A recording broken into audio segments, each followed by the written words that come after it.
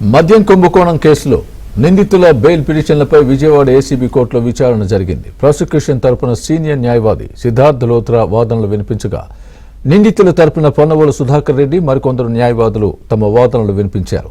వాదనలు విన్న న్యాయాధికారి ఈ నెల 24న వెల్లడిస్తామన్నారు.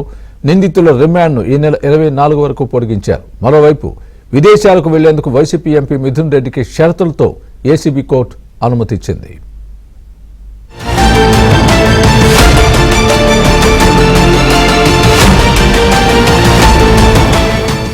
మద్యం కుంభకోణం కేసులో నిందితులకు ఏసీబీ కోర్టు మరోసారి రిమాండ్ పొడిగించింది. లిక్కర్ కేసులో రిమాండ్ ఖైదీలుగా ఉన్న పలువురు నిందితులు బెయిల్ కోసం విజయవాడ ఏసీబీ కోర్టును ఆశ్రయించారు. దీనిపై విచారణ చేపట్టిన ఏసీబీ కోర్టు ఇరు వర్గాల న్యాయవాదుల వాదనలు వినిపించేందుకు సమయం ఇచ్చింది. గురువారం నిందితుల రిమాండ్ ముగియడంతో ఈ నెల 24వ తేదీ వరకు రిమాండ్ పొడిగిస్తూ ఉత్తర్వులు జారీ చేశారు. అయితే బెయిల్ పిటిషన్ పై వాదనలు వినిపించే సమయంలో నిందితులను కూడా కోర్టులో హాజరుపరిచేలా చూడాలని వారి తరపున న్యాయవాదులు విజ్ఞప్తి చేయడంతో అందుకు న్యాయాధికారి అనుమతించారు. దీంతో నిందితులను కోర్టుకు తీసుకొచ్చారు. కసిరెడ్డి రాజశేఖర్ రెడ్డి, చాణక్య, చెవిరెడ్డి భాస్కర్ రెడ్డి, వెంకటేష్ నాయుడు, నవీన్ కృష్ణ, బాలాజీని న్యాయాధికారి ఎదుట హాజరుపరిచారు.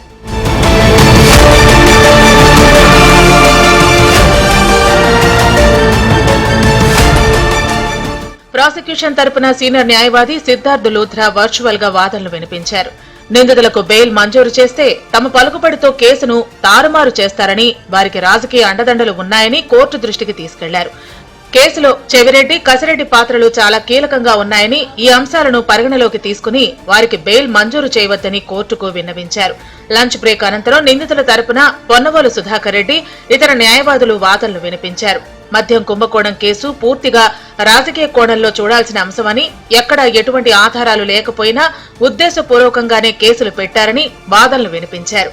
ఇప్పటికే రిమాండ్ రిపోర్టులు కూడా కోర్టుకు అందజేశారని, ఇంకా విచారణ పేరుతో కోర్టు సమయాన్ని వృధా చేస్తున్నారని కోర్టుకు విన్నవించారు.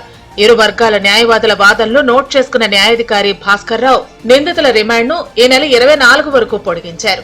వాదనలు ముగియడంతో తీర్పు కూడా ఈ నెల 24న వెల్లడిస్తామని న్యాయాధికారి తీర్పు రిజర్వ్ చేశారు.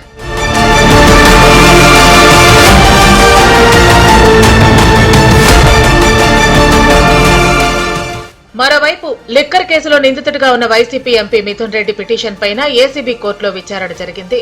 ఎంపీ ప్రతినిధుల బృందంలో విదేశాలకు వెళ్లేందుకు తనకు వీసా మంజూరు చేసేలా ఆదేశాలు ఇవ్వాలని పిటిషన్ దాఖలు చేశారు.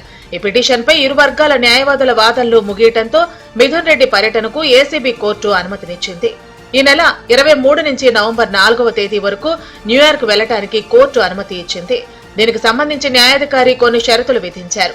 50,000 విలువ చేసే 2 జామీన్లను కోర్టులో సమర్పించాలని, న్యూయార్క్ లో ఎక్కడ బస చేస్తున్నారనే వివరాలను కోర్టుకు అందజేయాలని చెప్పారు. Mithun Reddy email ID, phone నెంబర్లను కోర్టుకు తెలియజేయాలని న్యాయాధికారి ఆదేశించారు.